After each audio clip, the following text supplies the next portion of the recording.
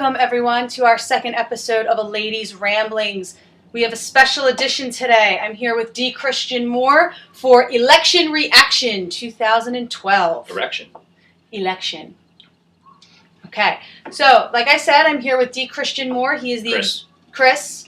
He is the executive editor and founder at libertylog.org. Chris, can you please give us a short description of your site? What can we find when we visit? Awesomeness. No, Liberty Log is basically it's a community of like-minded individuals. Basically, we're libertarians, conservatives, liberals, Greens, a little bit of everything. We've got a discussion group in Facebook. We've got a series of long-form articles, short discussion posts, and on the actual website, libertylog.org, and we do some videos too. And the point is, we're very committed to the ideals of the Constitution and the simple fact that America is slipping away.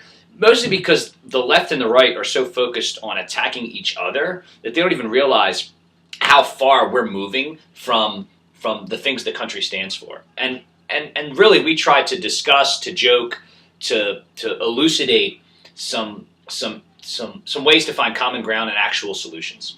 Okay, thank you. So let's get started with our first question.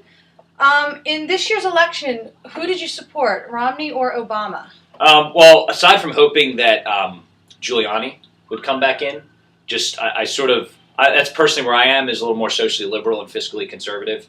I was also hoping maybe we could have the Stark ticket, right? Tony Stark from Iron Man. Well, everyone would have supported Iron Man. But no, I jumped on the Ron Paul train for a while and then slid over to Gary Johnson. And I guess I wasn't, Romney was, I guess, better than Obama. But at the same time, if you're going to have a big government guy, why not just go with the big government guy that you were? That's why McCain lost, right? I had a big government liberal progressive guy, and then I had a really big government social democrat in the European mold. Well, at that point, people are just going to go with all in. Why go for the half step? Okay. So in this election, by the way, I didn't actually answer your question. I was supporting not Obama. Okay. Thank you. Romney lost. Yes. Where did he go wrong? Where did Romney go wrong? Well, I think Romney's problem was he allowed Barack Obama to identify him, to create a narrative about him. Obama spent millions early on with a vicious, negative, divisive campaign painting Romney as Scrooge McDuck. And Romney just did not respond. He sort of marshaled his resources for the home stretch and let that go. And you actually see this come out in some of the polling, whereas in the swing states, Obama targeted those ads about the evil Mitt Romney, Scrooge McDuck, this guy, gave some lady cancer. It was terrible. It was bullshit stuff. It was one of the most negative campaigns I've ever seen. And obviously Obama's cheerleaders and zombie followers will say, no, Mitt was divisive, whatever. They were all negative, but to go from Mr. Hope and Change to Mr. Fear and Loathing was really just a bitter. I actually don't think Obama liked it. You sort of see his heart wasn't in it. Because he would much rather give soaring rhetoric. The problem is all his rhetoric, it's the same speech. He's actually giving the same speeches with the same, we are the change, we've been waiting, it's all the same shit he's been doing for the past 6 or 7 years. But people are just everyone just wears their jerseys now. We're like a 48% country.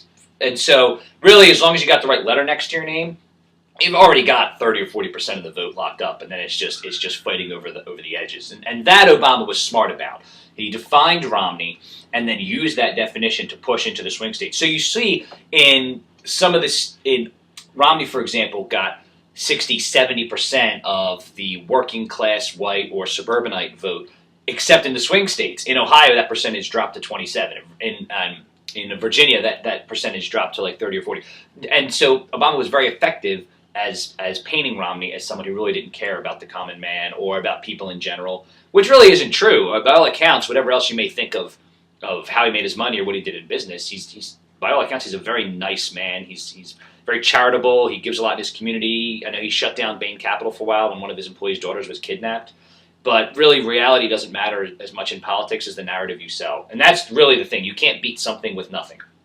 And I heard a lot of people say in the beginning that the first person to outline a positive vision for the country was going to win. Well, neither one of them, outlined any kind of positive vision for the country. Obama basically ran on the Clinton economy from 10 years before he was even elected, because he was trying to hide the fact that his economy sucked. He didn't deserve re-election. He said the unemployment will be 5% if you do these things. It was 8%. He said growth will be at this level. It was not. He basically did nothing except some kickbacks to the unions to thank him for their support. With the auto bailout. He's running on the auto bailout. They went bankrupt anyway. All he did was, instead of the bondholders getting paid first, he changed 300 years of bankruptcy law, and the UAW got paid off first for their pension fund. So it was a lot of kickback, and that's fine. It's not really fine. It's criminal, but the American people don't care. Okay. Our next question. What was President Obama's biggest mistake during his first term in office? Do you have enough battery for that? There's just being horrible. I don't no. I'm not going to go with his mistake. I'm going to go for what he did right. Because here's what he did. Okay. He did what he's done his entire career. He voted present. So he runs around saying, I ended the wars. Okay, well, anybody with a brain can do some research and see that he ended nothing. George Bush signed a Status of Forces Agreement, which is a little inside baseball, but anytime U.S. forces are on the ground somewhere in a sovereign country, which Iraq and Afghanistan have sovereign governments, we sign what's called a Status of Forces Agreement, and that dictates the terms. It's like the treaty that covers our being there.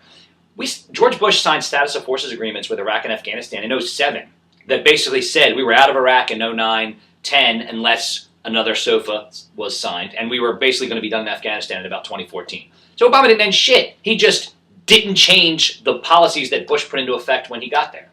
But then he runs around saying, well, I ended the war. And because everyone just wears their jerseys, and no offense, Obama's very good with the dependency class. That 47% comment may have been impolitic and impolite, and it's not totally accurate, but let's be honest. If you got your Obama phone and you're not paying federal income taxes and you're living off basically a culture and cycle of dependency, why the hell would you vote for the guy who's saying you may need to kick in a little bit in taxes and maybe take a few less benefits, instead of the guy that's promising you, don't worry, you can just keep sucking at that teat? Okay. So the point is, those people, and it's not a large percentage, yes, 47% doesn't pay federal income taxes, but they do pay Social Security, payroll tax if they have a job. But that said, there is a smaller percentage, we'll call it about 10, 12%. They're comfortable in their dependency. And one of the things we need to work at as a country is how to lift them up out of poverty. And that was the whole point of the welfare work requirements, was to encourage schooling and work and things like that, so people can learn. People have to learn. It's like anything else. You flex a muscle, learn to get up and go to work on time and things like that. And that was having a very good effect. But again, Obama changed those welfare work requirements. But again, his fans aren't going to follow that in the news. The same thing with Romney. We're sort of at a point now as a country where at least, I'd say, a quarter on either side really don't care what you do, again, as long as you have the right letter next to your name. So things Obama did well. He lied effectively about having ended the wars. He covered up, obfuscated about Benghazi. He got pushed into saying he supported gay marriage when I think he wanted to wait and do that as an October surprise. I mean, he's been a very cunning politician, which is fine. They're all sort of slick liars. It just makes me laugh that he's divisive, he's obstinate, he doesn't want to compromise. His idea of compromise is, I'm the president, so do what I want. And if not, then you're blocking, then you're refusing to cooperate. But then he says, I'm trying to cooperate, but they won't cooperate with me. But nobody looks into the details and sees that when he says cooperate with me, he means just do what I want. Okay, so would you say his cunning tactics are the reason why he was reelected? Of course.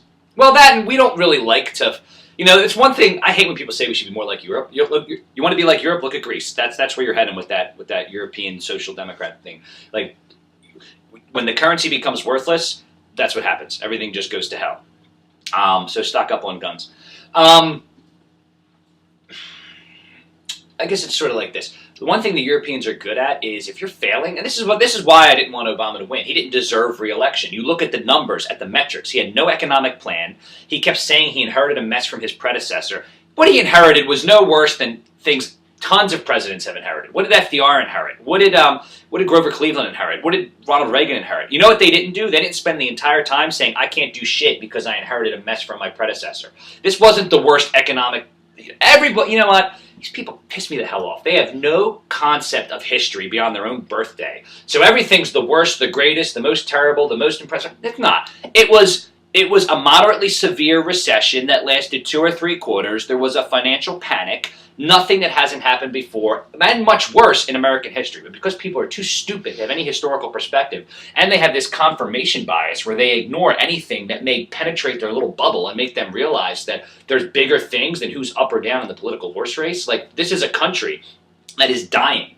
We are hurtling towards a cliff, and you've got the Democrats who just want to nail down the accelerator and hope maybe they can jump over the cliff to the next hill, and the Republicans who are thinking, well, maybe if we tap the brake a little bit, the fall won't be that hard. No one's saying, how about we just stop hurtling towards the cliff?